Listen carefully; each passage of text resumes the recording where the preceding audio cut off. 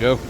Today we'll be installing on an IPSO washer, size 25 or 18 pounds. First, you're going to want to find the spaded ends of your power wires, feed them under this bar. Place the brown wire with the spade on T1. This should be next to a brown wire, and there should be a spade available. If there is not a spade available, crimp to the brown wire at T1 and close that. Go. Take the blue wire with the spade and place it onto T2. This should be a set of black wires.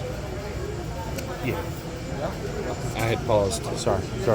Then find your spaded ends for your coin side. If these do not have double spades, place double spades on the end of them. Remove the white and the orange wires from the side of the coin mech and pull them out so they're easily accessible. Place the white spade end on with the purple. Place the orange spade end on with the black. It should look like this. Place the black on the outermost terminal on the coin mechanism.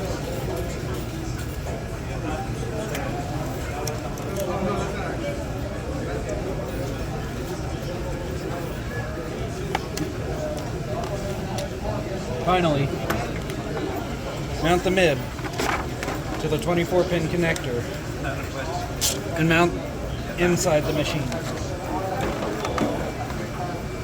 We gotta get these back on.